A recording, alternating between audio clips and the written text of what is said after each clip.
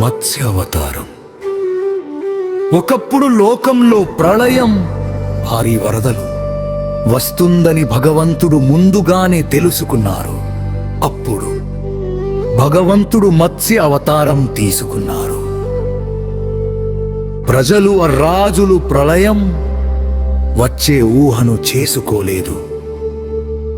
సముద్రాలు అతి ప్రమాదకరంగా మూతమేశాయి.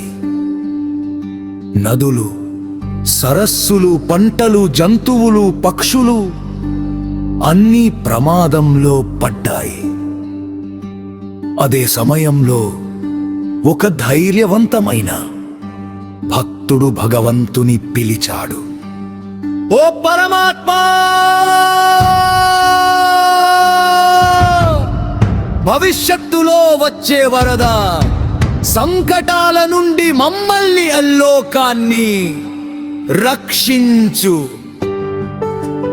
భగవంతుడు అతని భక్తిని చూసి మత్స్య రూపంలో ప్రత్యక్షమయ్యారు. అతను మానవులు జ్ఞానాన్ని రక్షించడానికి ప్రవాహంలో ఉన్న జ్ఞానవేలు అన్న వృక్షాలు వంశాలను తీసుకుని సురక్షిత స్థలానికి తీసుకెళ్ళాడు. సముద్రాలు అతి ప్రమాదకరంగా మోతమేశాయి. నదులు, సరస్సులు, పంటలు, జంతువులు, పక్షులు అన్ని ప్రమాదంలో పడ్డాయి. అదే సమయంలో ఒక ధైర్యవంతమైన భక్తుడు భగవంతుని పిలిచాడు.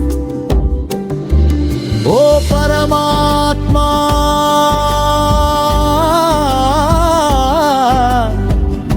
భవిష్యత్తులో వచ్చే వరద సంకటాల నుండి మమ్మల్ని, అల్లోకాన్ని రక్షించు. భగవంతుడు అతని భక్తిని చూసి మత్స్య రూపంలో ప్రత్యక్షమయ్యారు. భగవంతుడు అతని భక్తిని చూసి మత్స్య రూపంలో ప్రత్యక్షమయ్యారు. అతను మానవులు జ్ఞానాన్ని రక్షించడానికి ప్రవాహంలో ఉన్న జ్ఞానవేలు అన్న వృక్షాలు వంశాలను తీసుకుని సురక్షిత స్థలానికి తీసుకెళ్ళాడు. సముద్రం, నదులు భద్రంగా నిలిచాయి. భక్తులు, జంతువులు, ప్రజలు రక్షించబడ్డారు. అదే సమయం భక్తుల రక్షణ, భక్తులందరూ భగవంతుడి కృపతో సురక్షితం అయ్యారు. సమస్యలు, సంకట్లు భక్తి వల్ల తొలగిపోయాయి. భగవంతుడు ఎల్లప్పుడూ భక్తులను కాపాడతాడు. భక్తి నమ్మకం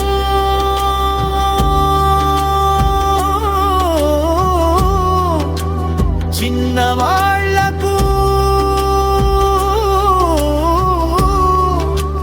పెద్దవాళ్లకు శక్తివంతం.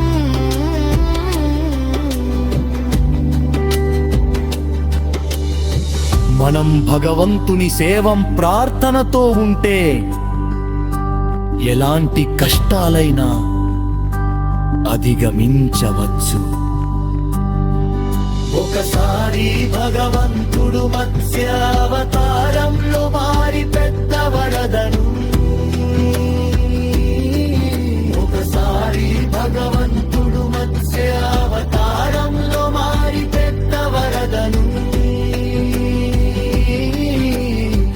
రత్తులద నుండి కత్తులను, లోకాన్ని రక్షించారు.